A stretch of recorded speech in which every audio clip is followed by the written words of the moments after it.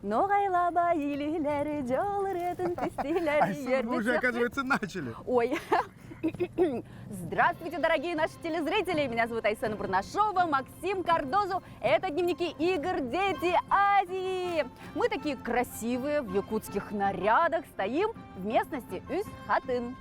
И это не просто так. Совпало, что игры «Дети Азии» в этом году проходят во время главного якутского праздника Исэха. Он проводится в священной местности Үс-Хатын. И у вас сегодня появляется уникальная возможность окунуться в прекрасный мир традиций народа Саха.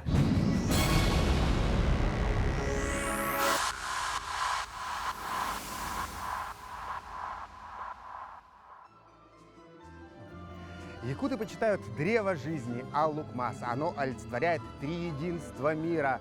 В его ветвях живут боги, ствол находится в мире людей, ну а корни уходят в землю, где обитают злые духи Абагы. Кстати, Максим, от этих злых Абагы нас защищают наши национальные украшения. Они служат нам оберегом, то есть это не просто про красоту. Кстати, в местности Үс-Хатын был побит рекорд Гиннесса еще в 2017 году. За 1 час здесь собралось около 17 тысяч человек. И все они были в якутских национальных нарядах. Но я уверен, что юные участники игр «Дети Азии» тоже будут ставить невероятные рекорды. Давайте посмотрим о них в следующем сюжете. На второй день соревнований на помосте встретились спортсмены 3 весовых категорий – 70, 80 и свыше 80 килограмм. Днем ранее из 14 команд 44 участников из 9 стран отличились и вышли в финал спортсмены из 4 стран. И в этом соревновании мы уже посмотрели, какие команды уже результат дают. Это Кыргызстан, Узбекистан, Казахстан, Монголия. Они имеют развито в них. И спортсмены уже подготовлены. По итогам 3 схваток золотую медаль до 70 килограмм завоевал спортсмен из Республики Кыргызстан.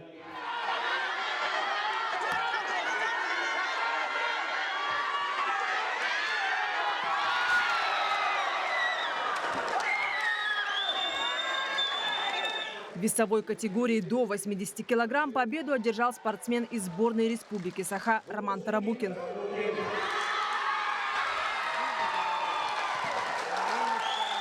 Да, я знал, первое место займу точно. Уверен был в себе. Были тяжелые тренировки. Месяц без остановки тренировались. В весе свыше 80 килограмм золотую медаль завоевал Харысхан Габышев из сборной Республики Саха.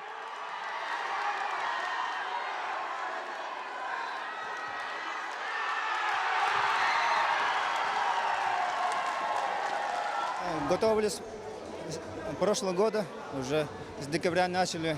На 4 золота взяли, но хотели взять 5 золотых. Серебро тоже медали. Спорт есть спорт. Кто-то выиграл, кто-то поиграет. Финальные соревнования были непростыми, со спорными моментами, разборами схваток в замедленном режиме, с аннулированием результатов и повторными состязаниями. В итоге награду получили те, кто действительно ее достоин. Марферина Алексеева, Вадим Барашков.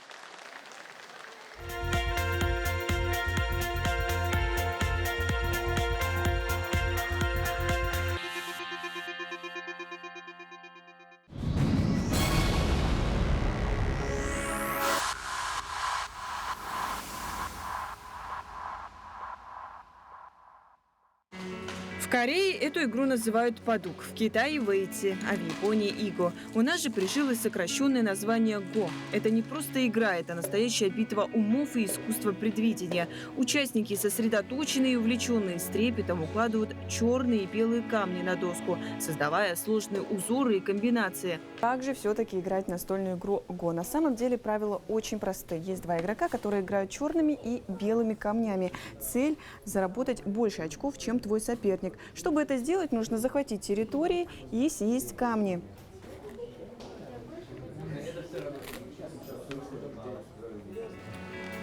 В турнире участвуют 6 команд – представители Дальневосточного, Уральского и Сибирского федеральных округов, сборная Москвы и 2 команды из Якутии. Каждая команда состоит из 4 человек – 2 девочек и 2 мальчиков. Побеждает та сборная, которая наберет наибольшее количество очков. Я мог выиграть, Ну, решили не считать в конце, но там достаточно много, где-то очков 20. Саша играет в ГО уже 5 лет и впервые на соревнованиях столкнулся с серьезными соперниками. В Челябинске, получается, но не очень сами играют. То есть ближайший до меня игрок, он на 800 очков ниже меня. Самый сильный в ОСГ считается мальчик из Якутии. Обычно партии могут длиться несколько дней, а средняя партия идет около часа. Но вот для Софии из Москвы тур прошел очень быстро, ведь готовились они тщательно. И вообще очень важно никогда не недооценивать, не переоценивать соперника. Дополнительно готовилась в организованном проекте «Наковальня Дети Азии». Это была лига, где мы играли с соперниками примерно своего уровня, ну чуть выше, чуть ниже. И также лекции. Вот. Очень интересный, очень классный проект. Очень помог мне продвинуться. И вообще командный дух сплочает очень вообще. Когда команда в хороших отношениях между собой игроки, это очень помогает играть. И всегда поддержка своего товарища по команде очень важна. Кстати, София считает, что игра в ГО помогает развить в себе множество полезных качеств и навыков. Очень помогает в математике, потому что я увлекаюсь математикой, физикой, и это прям очень помогает решать логические задачи, находить разные пути решения. Ну и также ГО — это просто очень интересная игра, и получаешь кайф от игры. Участники прошли командные соревнования. Осталось побороться в парных турнирах, а также показать свой личный мастер-класс в индивидуальном зачете. Дарья Короленкова, Георгий Григорьев.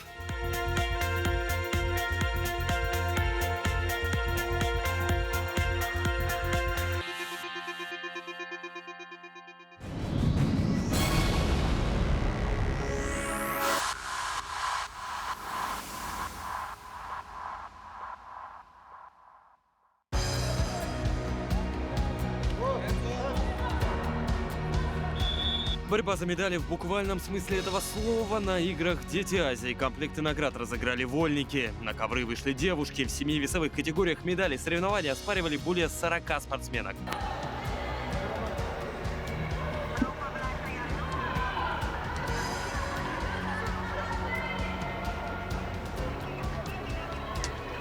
Броски, захваты, подсечки, перевороты – главная задача – уложить соперницу на спину или в положение туше. Концентрация запредельная, атмосфера накалена до предела, эмоция места только за пределами ковра. Российская делегация.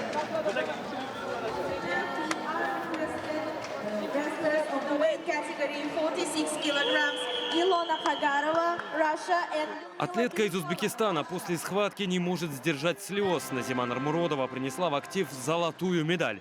Спортсменка признается, на играх «Дети Азии» исполнилась ее давняя мечта. На ковре А поединок за 3-е место в весовой категории до 46 килограммов. Я очень благодарна всем, кто меня здесь сегодня поддерживал, своей семье и своей стране. Я готовилась к играм 6 лет, занимаюсь вольной борьбой, а эти соревнования я ждала долгих 4 года. Целенаправленно шла на золото. Узбекская школа по вольной борьбе известна далеко за пределами своего региона. Здесь, в Триумфе, спортсмены показали триумфальные схватки. Трибуны ликуют, ну а спортсменов дома ждет вся страна. На соседнем ковре сражается еще один член сборной весовой категории 50 килограмм – Гузал Абдулаева. Точные приемы в копилке сборной, бронзовая медаль игр. Трибуны вновь взрываются восторженными криками.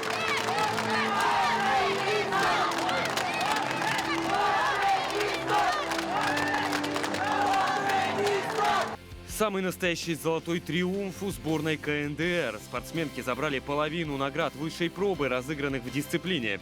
Чемпионки показали яркую и динамичную борьбу и, как результат, сразу 3 золота игр.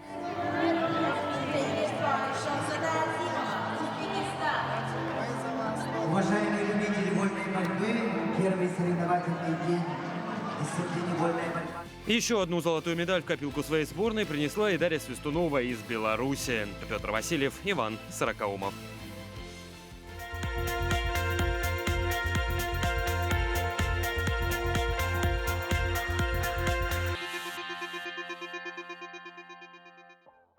Айсен, а вот ты знала, что Чак Норрис, Джеки Чан, Жан-Клод Ван Дам – все эти актеры в фильмах использовали приемы из тхэквондо? Ого, да?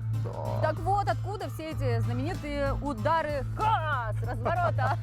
Кстати, в России этот вид спорта начал развиваться только в 90-е, а сейчас свои федерации есть в 60 регионах страны. Правда, олимпийского золота у сборной России нет, но я уверен, эту ситуацию в будущем исправят наши юные участники игр «Дети Азии». Самообладание, настойчивость и непоколебимость духа – таковы главные черты одного из самых зрелищных боевых искусств в мире. Принять участие в соревнованиях по тэквондо в Якутию приехали сборная из солнечного Таиланда. У меня 4 спортсмена, они уже выступили. Эти игры были действительно сложными, соперники сильные. Мы начали подготовку за месяц, однако этого не хватило. Когда мы вернемся домой, мы будем тренироваться усерднее, чтобы к следующим играм рассчитывать на победу. Каждый из тех, кто вышел на татами, смог испытать себя, проверить силу воли и показать плоды тренировок. Тэквондо любимо по всему миру, однако в Таиланде этим видом спорта увлечены очень большое количество человек. Мне очень нравятся боевые искусства. Мне 16 лет, из них 10 я занимаюсь тэквондо. Этот вид спорта меня привлекает тем, что много зрелищных моментов. На этих соревнованиях очень сильные соперники, и у них действительно высокий уровень подготовки.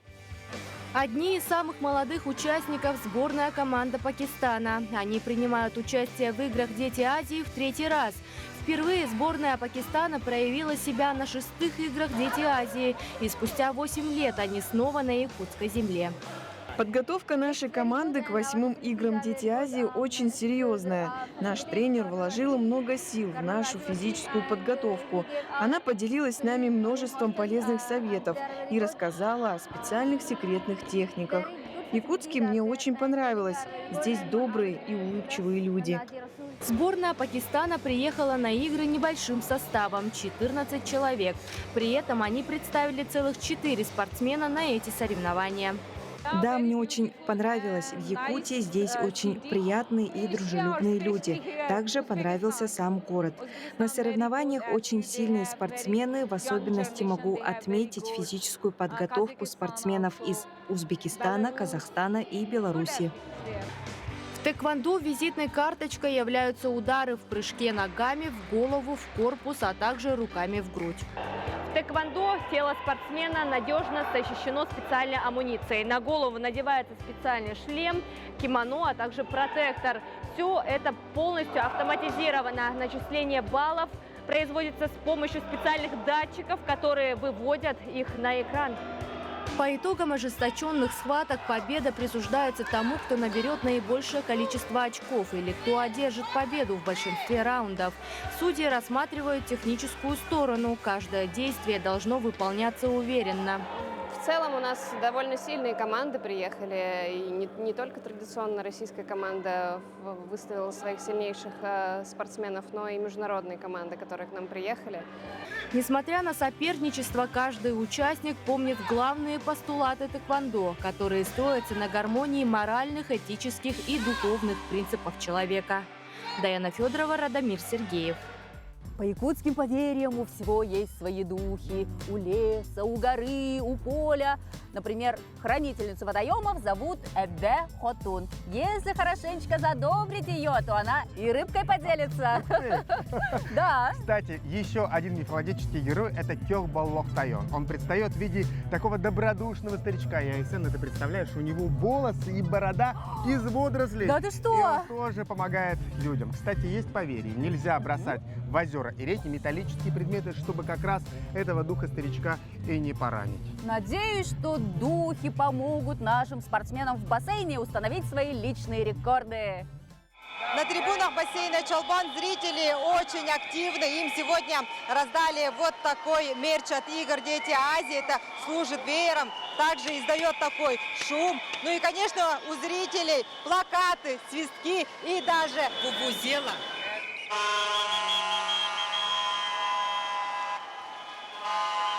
У тренера Александра Кудрявцева на играх «Дети Азии» участвуют 2 девочки. Пока призовых мест не заняли, но вувузела, как говорится, в деле. Старты только начались, то ли еще будет.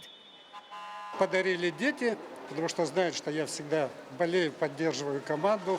Даже когда они плывут, я все равно вместе с ними. И вот с этой трубой я так думал, что приехал на международные соревнования для того, чтобы команда наша выигрывала. Мы с Камчатки, представляем Дальневосточный округ. Богдан Торопкин, мой внук, занимается уже в спортивной школе 8 лет.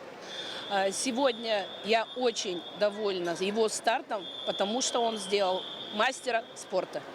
Внуку Богдану до мастера не хватило несколько сотых секунд, но зато в активе спортсмена 2 бронзы. Когда так рьяно болеет близкий человек, то и победы не будут себя долго ждать. Здесь сегодня занял 3-е место. Почти мастер, но не получилось. Его здесь не присваивают. Было очень сложно соревноваться с другими ребятами, но получилось занять 3-е место. А у Екатерины Гузик уже 3-я медаль на счету и долгожданное золото в личке. В первый день она вольным стилем завоевала бронзу на дистанции 100 метров и золото на эстафете 4 по 100. Но личное время улучшить не получилось. Не хватило скорости, мощность у меня хорошая, тренер говорит, все хорошо. Техники, наверное, я шатаюсь, там, может, проблемы в технике. Поэтому скорость чуть-чуть похожа. Здесь очень круто, здесь крутые, офигенные болельщики. То есть они за всех болеют, они кричат. Это круто, потому что я на скольких соревнованиях была, такого никогда не было. На водных дорожках бассейна Чолбон жаркие баталии продолжаются. Впереди самые интересные виды эстафеты на различных дистанциях с участием 4 представителей из каждой команды и эстафета дружбы. Яна Егорова, Иван Царакаумов. Вот и подошел к концу очередной выпуск дневников игр «Дети Азии». Мы сегодня с вами увидели не только спортивные состязания, но и прикоснулись к культуре народа Саха, зарядились солнечной энергией на будущие победы, конечно же. Задобрили верхних божеств Аи и духов огня, воды, земли. За вас словечко тоже сказали, дорогие телезрители. Так что у вас и у нас, и у всех участников игр «Дети Азии» все будет просто отлично! Смотрите нас каждый день, будьте в курсе самых интересных событий. И, конечно, следите за турнирной таблицей. Кто поднялся наверх и у кого еще есть шанс улучшить свои результаты! До новых встреч! Пока!